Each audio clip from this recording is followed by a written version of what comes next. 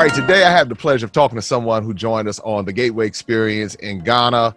And as you will hear, she has the perfect way to articulate everything. I mean, I think listening to you talk just kind of takes me into, it's like I know that you have embraced everything that you've seen. So everybody, today I want to introduce you to Gina Allen.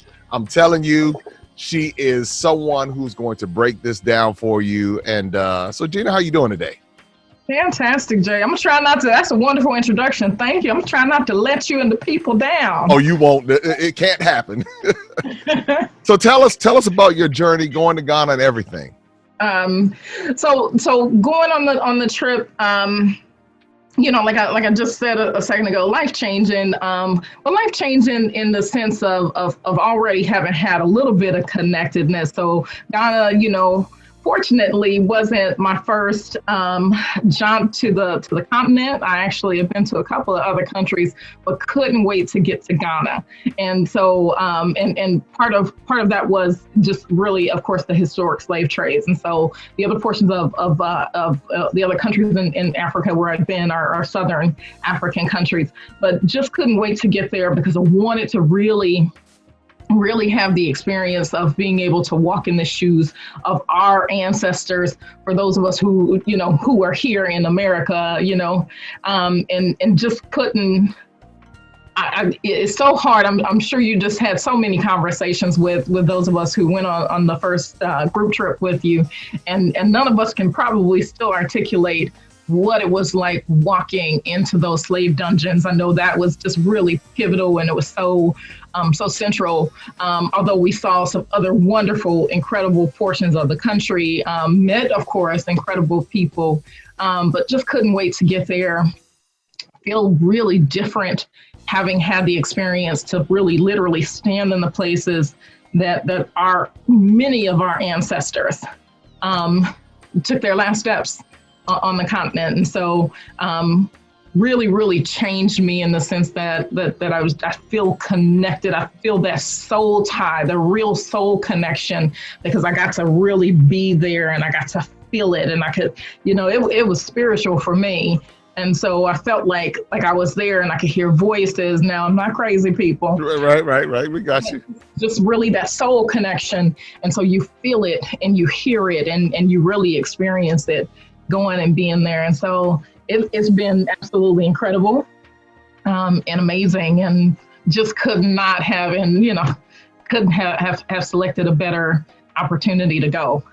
Well, we were glad to have you. And I think that as you're talking about this, when I first went in November 2018, I was sitting in a Chinese restaurant in Kumasi with Nana and Emmanuel. And I sat them down and I said, listen, I'm coming back, and I'm coming back with some folks because people need to see this. It's so, this is something that is so needed for us to really understand. And as everyone who has gone on the trip, everybody processes it differently. Right. But the one recurring theme that I've heard throughout the whole, everyone's experiences is how it just opened their mind up to just to be able to be in that environment and how it was an experience. And what you just articulated from the dungeons, it's when you talked about it, because last time I went, something I did I'd never done before. I'd been to Elmina before, but this time what I did was I actually tried to walk through the door of no return. Now this was different than Cape Coast. Elmina's really tight. It's like, and I could not turn my shoulders. So I was like sideways in this door. And they talked about how malnourished everybody would be, how they would just basically take them to skin and bones and they could walk through there with no problem. And I was like, wow, I said, this is just, as you were talking about being able to feel the presence. And so then when I was going back in, my head kind of hit the top of the door, I guess it's the concrete. And I was like, wow, I said, I know that I'm brushing up against the same concrete. That they saw this. What I'm doing right now, they probably never envisioned somebody standing in this space and coming back through here. Right. Context. So when you talk about it, you really, really said it perfectly. What made you curious about going to Ghana in particular? You said you'd already been to the continent, so why Ghana? So I think, the fortunate thing is that, I know a good number of African people who live here, excuse me, in the States. And so a good friend of mine is actually from Ghana, and just getting to hear stories from him, and hearing just, his travels around kind of Western Africa. But of course, Ghana being home for him, and just hearing just the connections and the things that he would say to me were just really, really, that opened me up to really saying that, okay, the next place, absolutely wanted to go back to the continent, but the next place I definitely wanted to go was Ghana. And clearly many other countries as well, but just hearing how warm that he said that the Ghanaian people were. I'm like, I have to go and experience this for myself. When you got there, were people fighting in the street and people treating you like, oh, look at you, lowly American? Did you go through that?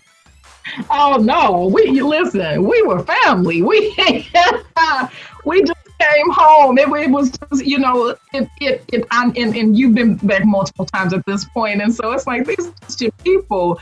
And so just like you mentioned about, having the experience of going to Brazil, and you didn't know the language, but you were still, these are your people, and so you figure out a way to connect. But it's like, oh no, we're just the folks.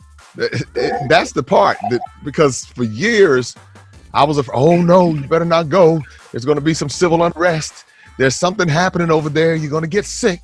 This is, and I got there when I got off the plane the first time. I instantly I was angry because I said, wait a minute, this is not what they told me in America. Right. This is not right. This is, wait a minute.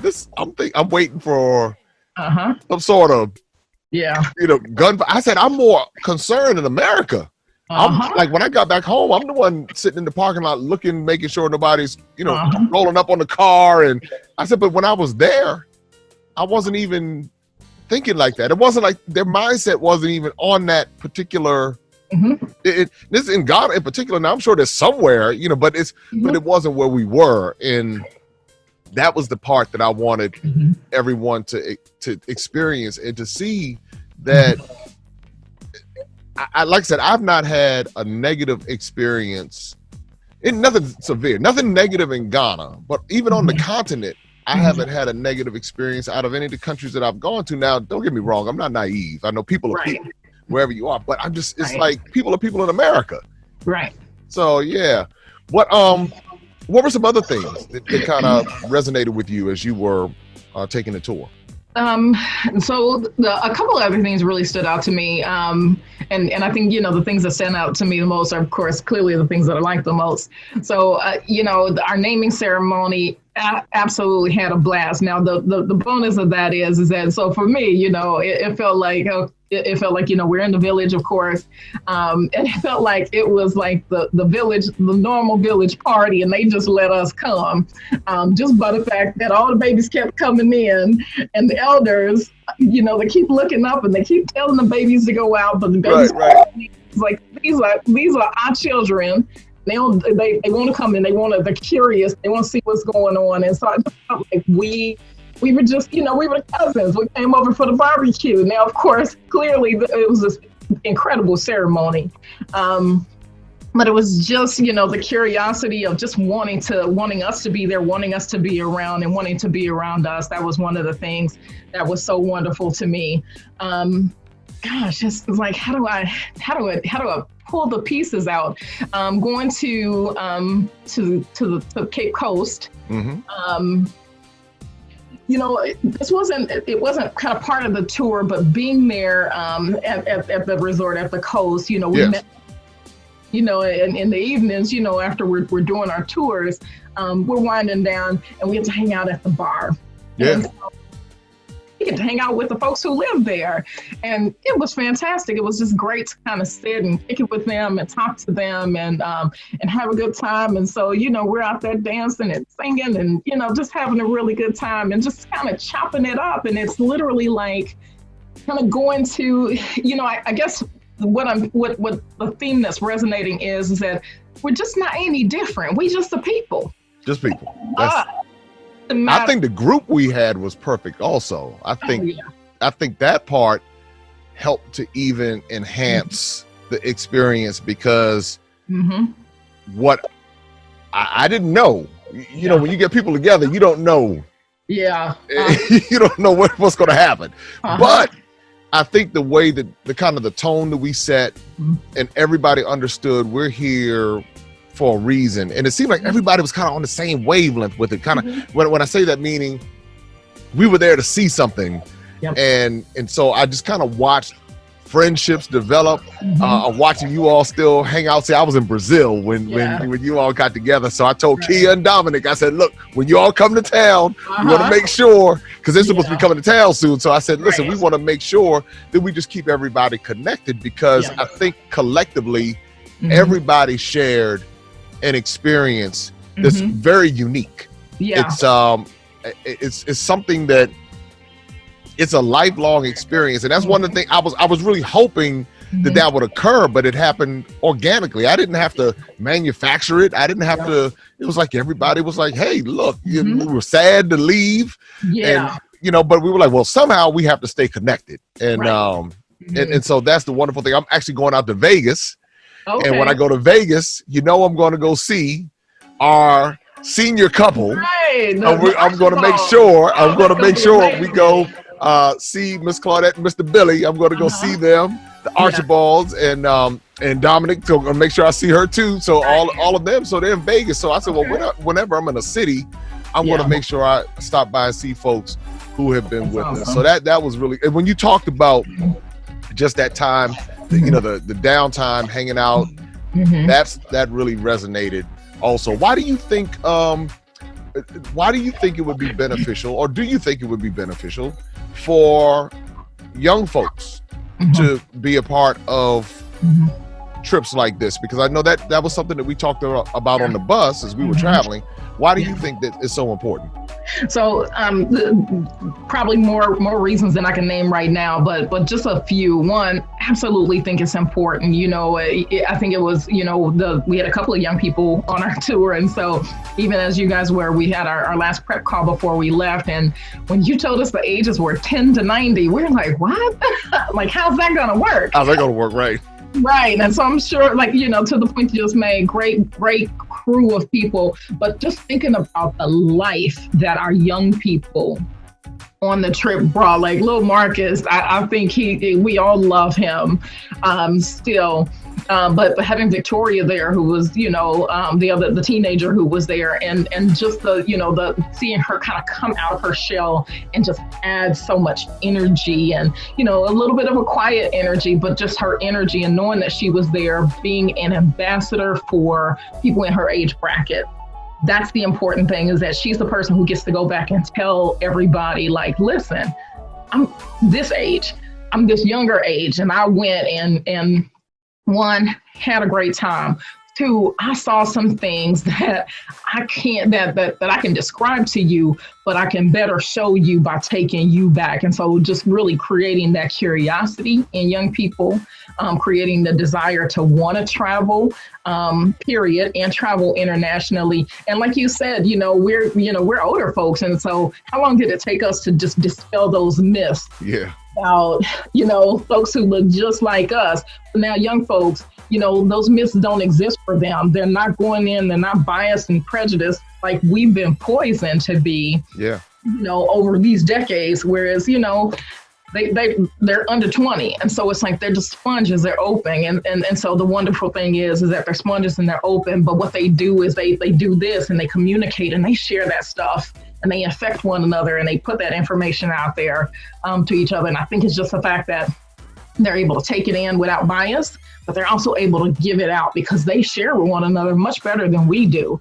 And so I think that's the importance, is that they don't, the bridges are, it's not a broken bridge for them. They'll cross any bridge because they're a lot more open and adventurous than us. And I think they'll take that back to our communities. And it's, even if they take it back one at a time, they take it back much faster than we do. And so we need those young people to really be involved and to get out there and to really, be the mouthpiece and the face of, I've had this experience and now I want to share it with you.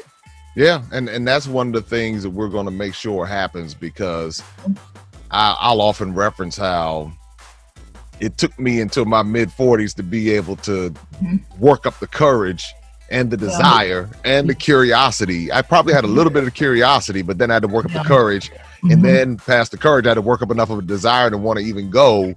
And then when I got there, I really felt some kind of way. That's really why I'm pushing this. This is what I do. This is like, listen, and those of us who are part of the African diaspora, we have to see these places for whatever download we're supposed to get from it. And so if our youth can get it, to your point, now it erases all of those years of, they get it under 20. So that's going to take away 20 some odd years of, oh, I don't know. Oh, I heard that this is what, and so told me. But then when they go and they interact and they have their own experience, like you just kind of referencing the text messaging and social media, they can put it out there quickly. And then they can start making their plans earlier in life and really recapturing a lot of what was taken from us as a result of the slave trade and history and all of the things that we've endured in this country. They can go get this information and say, hey, wait a minute, there's another story that needs to be told. And so that's the beautiful part of it. And I know that your heart really really speaks to that.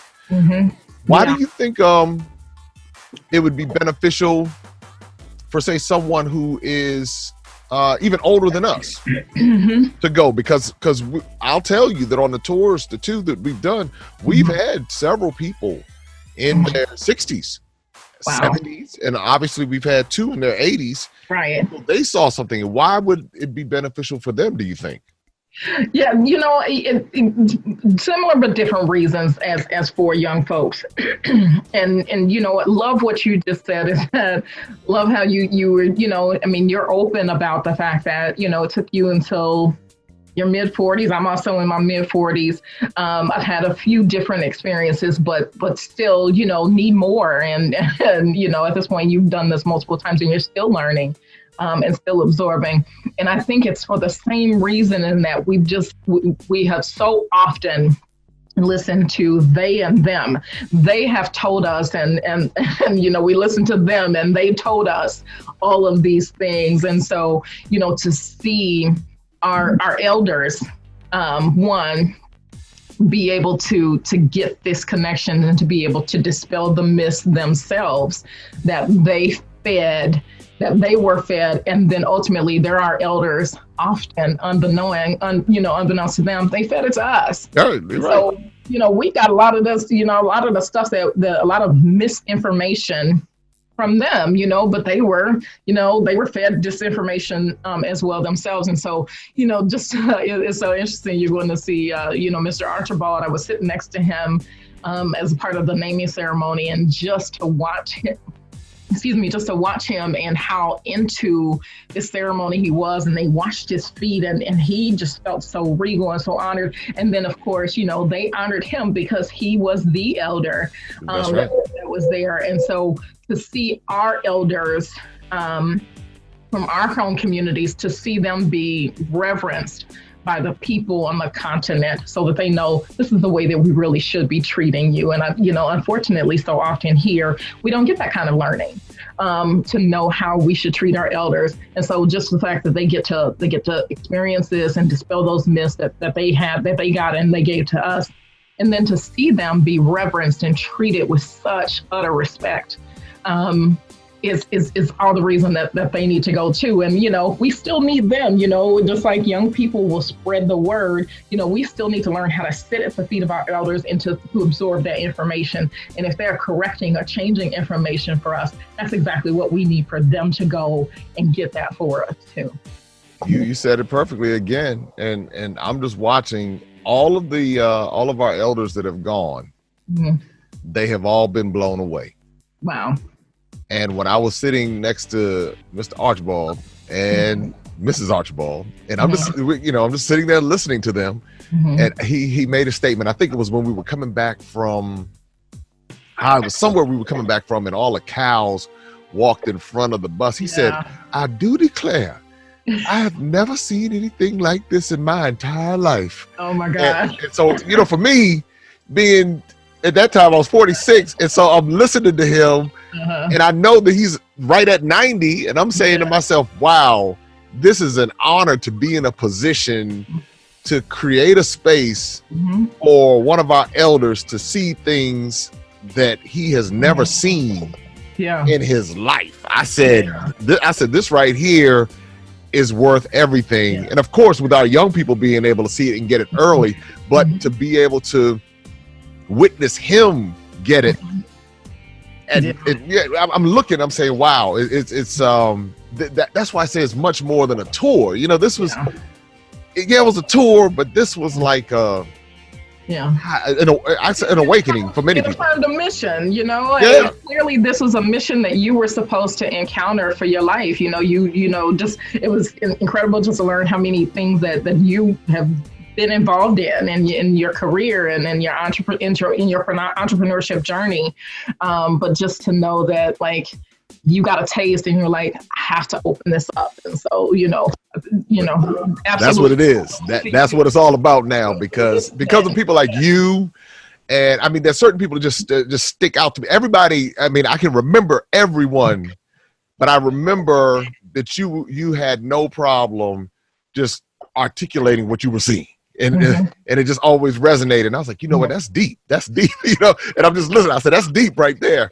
So I guess as we're talking about this, what because I know that there are people out there who are still, oh my goodness, I'm scared, and why do you want to go? And we've covered a lot of territory, but for the person who's on the fence, to you know, they're like, well, I don't know if I want to go. I'm not sure. What words of encouragement can you offer to any person who may be on the fence, or they're they're dealing with somebody who may be skeptical or whatever, but the person who's on the fence in particular, what words of encouragement can you offer to them? So the one thing, I think a couple of things off the top of my head that I would use as encouragement for anybody who is just unsure is, just like you would try a new location for vacation, right? Think about it as a vacation. And it essentially is a vacation. You know, there's just multiple components to it. But just like as adventurous as you would be in trying anything else, try this, and try it for the reasons of, one, it's the unknown. Two, it's the unknown, but it's something that's connected to you in a way that you're not going to understand until you put your foot down.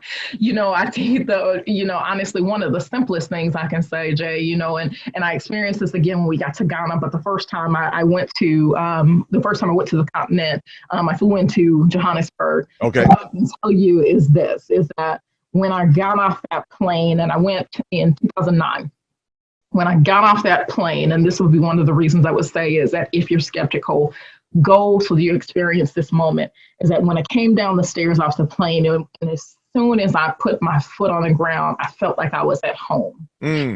Is there any place in the world, in our country, that you feel like outside of your house, right, put your foot and it feels like home? And so just for the fact that you know, you've done a couple of these videos with those of us who got to experience the first trip, and I'm sure we're all saying very similar things in terms of how welcome we felt, how at home we felt, and just the fact that we're repeating the fact that we felt at home and we felt welcome.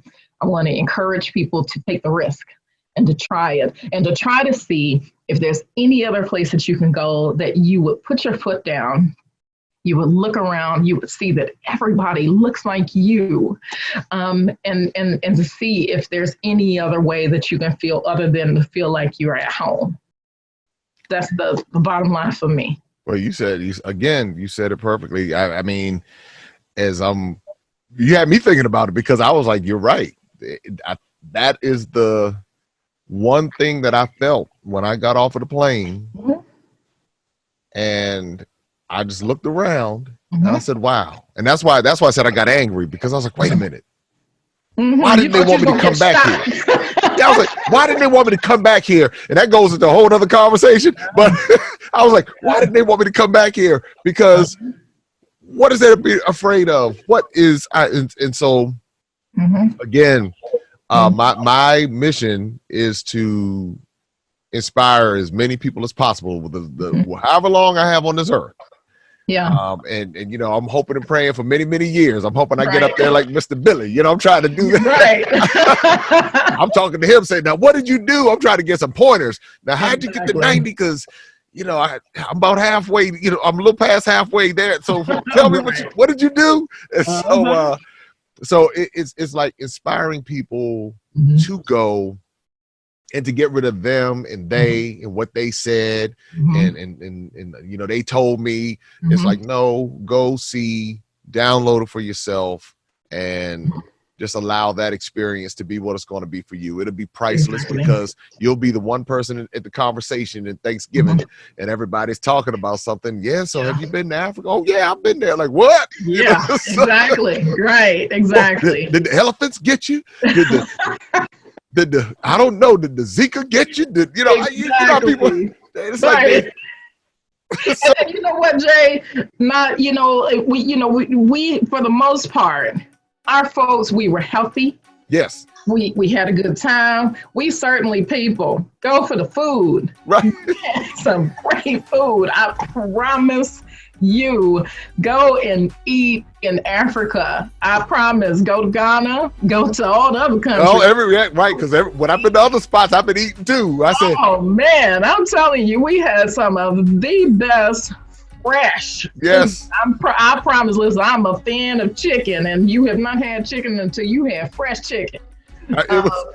You're right. I said the same thing. I said I started getting adventurous. I said when I first went to Ghana, I was afraid. Because I was like, okay, they told me not to eat anything. So I'm over there eating bread. Oh, man. Oh, by the time I went to Tanzania and Ethiopia and other places, I looked at the food. I said, you know what? It looks I said, I'm missing out on something. And I said, now I'm not going to, I'm not going to go too far and venture off, and be unwise, but it's like, hey, let me give this a try, and I truly enjoyed that as well. So well, again, Gina, I want to thank you for just taking this time to talk with me and share with everyone your experience, and I know as people are hearing you talk, it resonates with them. I know that a lot of people out there want to go, and they just need people like us, all of us who are talking about it, all of us who are telling people about it, to lead them in a sense on the journey so that they can feel comfortable with it. And now I'm just glad that the walls, if anybody had any walls, those walls are now down. And now they're like, hey, some folks were like, okay, so what's the next stop in Africa? Where are we going next? I'm like, okay. I said, give me a second. let me get this done. But I know that we're definitely East Africa is on the list because there are dungeons over in Zanzibar that affect us too, because a part of that, the Arab slave trade. And actually, ironically, the Portuguese started in Zanzibar as well as West Africa. So so when you go there, you kind of like, you're really blown away. That East African dungeon was very interesting also. So there are other places coming, but Ghana in particular is, I call it the gateway because it's kind of like an introduction to this side of the story in Africa. So I'm glad to have had you on the journey. I thank you so much for trusting me with the experience, and I'm just glad that you have sparked other things. You've been the catalyst for some other things that we're going to be doing. And I'm still dedicated to that. So absolutely excited about that, and definitely want to seed into other people and young people, especially being able to be a part of the experience. So and thank you for really listening to the pull that God put on you, that you went and experienced this and you said, I have to come back. And what my service is that I'm going to bring people with me. So thank you for listening to that, and you being adventurous enough to jump out there and say, I'm going to make this happen. And whoever comes, and it just so happened that you got us. Well, you all were God sends also, because it could have gone another way. So right. Okay. I was so thankful. I was like, oh my goodness. I said, there's sometimes in life, you're doing what you're supposed to be doing because of how it all lines up. Yep. And that's what I saw. And as we move forward, I mean, I don't expect, and when I say I don't expect anything different, meaning I understand that this is not just a tour. Right. I understand that this is an experience, and people who are coming, they're looking for an experience, because that's how we put it out there. It's like, hey, this is, we grown folks, even the kids were grown, Yeah. Even Marcus. So, even though, I mean, he's his age. Yeah. Everyone just kind of flowed, and so I think that's the beautiful part about it, and and that's what we're looking to do. So, so again, thank you so much, and we'll definitely keep you updated on everything. Perfect. Appreciate your time this evening. Okay, good to talk to you.